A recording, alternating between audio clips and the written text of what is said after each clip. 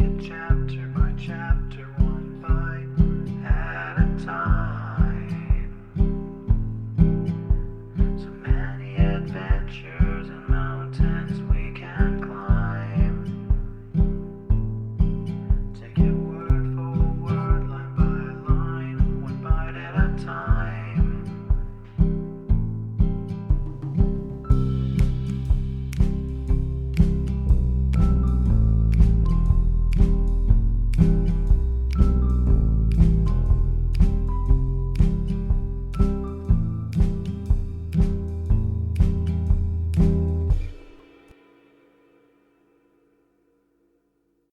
Welcome to Bite at a Time Books, where we read you your favorite classics one bite at a time. My name is Bree Carlile, and I love to read, and wanted to share my passion with listeners like you. If you want to know what's coming next and vote on upcoming books, sign up for our newsletter at biteatatimebooks.com. You'll also find our new t-shirts in the shop, including podcast shirts and quote shirts from your favorite classic novels. Be sure to follow my show on your favorite podcast platform so you get all the new episodes. You can find most of our links in the show notes, but also our website, biteatatimebooks.com, includes all of the links for our show, including to our Patreon to support the show, and YouTube, where we have special behind the narration of the episodes. We're part of the Bite at a Time Books Productions Network. If you'd also like to hear what inspired your favorite classic authors to write their novels, and what was going on in the world at the time, check out the Bite at a Time Books Behind the Story podcast, wherever you listen to podcasts. Please note, while we try to keep the text as close to the original as possible, some words have been changed to honor the marginalized communities who've identified the words as harmful, and to stay in alignment with Bite at a Time Books' brand values. Today we'll be continuing Les Miserables by Victor Hugo. Chapter 12. The Solitude of Monseigneur Welcome. A bishop is almost always surrounded by a full squadron of little abbés, just as a general is by a covey of young officers. This is what that charming Saint Francois de Sales calls somewhere les prêtres blancs-becs, callow priests. Every career has its aspirants, who form a train for those who have attained eminence in it. There is no power which has not its dependents. There is no fortune which has not its court. The seekers of the future eddy around the splendid present. Every metropolis has its staff of officials. Every bishop who possesses the least influence has about him his patrol of cherubim from the seminary, which goes the round and maintains good order in the episcopal palace, and mounts guard over Monseigneur Smile. To please a bishop is equivalent to getting one's foot in the stirrup for a sub-diaconate. It is necessary to walk one's path discreetly. The apostleship does not disdain the canonship. Just as there are bigwigs elsewhere, there are big mitres in the church. These are the bishops who stand well at court, who are rich, well-endowed, skillful, accepted by the world, who know how to pray, no doubt, but who know also how to beg, who feel little scruple at making a whole diocese dance attendance in their person, who are connecting links between the sacristy and diplomacy, who are abbés rather than priests, prelates rather than bishops. Happy those who approach them. Being persons of influence, they create a shower about them, upon the assiduous and the favored, and upon all the young men who understand the art of pleasing. Of large parishes, prebends, archdiaconates, chaplaincies, and cathedral posts, while awaiting episcopal honors. As they advance themselves, they cause their satellites to progress also. It is a whole solar system on the march. Their radiance casts a gleam of purple over their suite. Their prosperity is crumbled up behind the scenes into nice little promotions. The larger the diocese of the patron, the fatter the curacy for the favorite. And then there is Rome. A bishop who understands how to become an archbishop. An archbishop who knows how to become a cardinal carries you with him as a convalescent. You enter a court of papal jurisdiction. You receive the pallium, and behold, you're an auditor, then a papal chamberlain. Then Monseigneur, and from a grace to an eminence is only a step. And between the eminence and the holiness there is but the smoke of a ballot. Every skullcap may dream of the tiara. The priest is nowadays the only man who can become a king in a regular manner. And what's a king? The supreme king.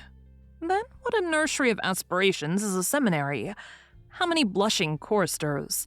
How many youthful abbés bear on their heads Peret's pot of milk? Who knows how easy it is for ambition to call itself vocation?